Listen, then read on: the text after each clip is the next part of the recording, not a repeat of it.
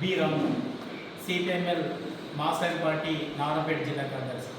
పత్రికా విలేకరులకు నమస్కారం తెలియజేస్తూ, మిత్రులారా, తెలంగాణ రాష్ట్ర సిపిఎంఎల్ మాస్టర్ పార్టీ ప్రధాన కార్యదర్శి కోటు రంగారావు గారి పైన ప్రభుత్వం అక్రమమైనటువంటి కేసులు బనాయించడం అనేది జరిగింది.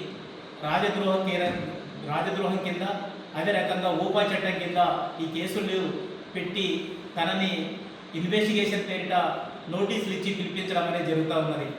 ఈ రకంగా చేయడాన్ని మేము తీవ్రంగా ఖండిస్తున్నాం. ఎందుకంటే కోటు రంగారావు గారు ప్రజాస్వామ్యబద్ధంగా పేద ప్రజల కోసం పోరాడుతున్నటువంటి వ్యక్తి.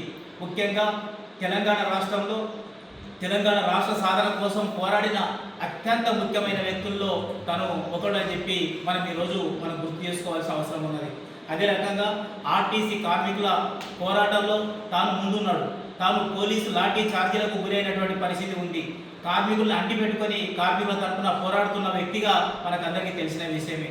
అదే రకంగా తెలంగాణ రాష్ట్రంలో ఏ రైతుకు ఏ సమస్య వచ్చినా, ఖమ్మంలో మిర్చి యార్డ్లో జరుగుతున్నటువంటి సమస్య కావచ్చు, లేదా నిజామాబాద్లో పసుపు రైతుల పోరాటంలో కావచ్చు, నారాయణపేట జిల్లాలో ముఖ్యంగా నారాయణపేట కోడంగల్ ఎత్తిపోతల పథకం కావాలని చెప్పి ఈ ప్రాంతంలో పాదయాత్ర చేసి ప్రజలకు అందరికీ అండగా నిలిచిన వ్యక్తిగా మనం తనను చూడవచ్చు.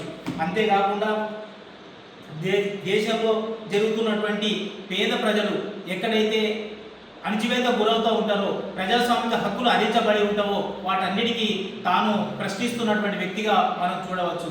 అదే రకంగా హరిజన గిరిజనులు, బలహీన వర్గాలు తమ ఇళ్ల కోసం, తన భూముల కోసం చేస్తున్నటువంటి పోరాటాలు ఏవైతే ఉన్నావో వాటికి ఒక గొంతుకై నిలిచినటువంటి వ్యక్తిగా తను ఈరోజు నిలబడినటువంటి పరిస్థితి ఉంది.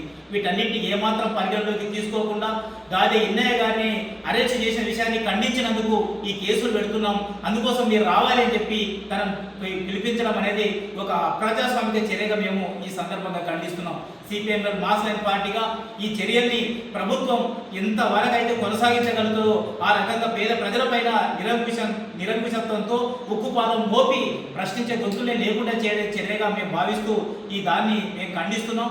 కోటు రంగారావు గారిపై అయితే జరుగుతున్నటువంటి ఈ దాడి ఏదైతే ఉందో దానికి వ్యతిరేకంగా యావత్ దేశ ప్రజలు, ముఖ్యంగా తెలంగాణ రాష్ట్రంలో ఉండే ప్రజలందరూ ఖండించవలసిందిగా సిపిఎంఎల్ మాస్టర్ పార్టీ నారాయణపేట జిల్లా కమిటీ ఈరోజు గుర్తు చేస్తుందని చెప్పి తెలియజేస్తున్నాం.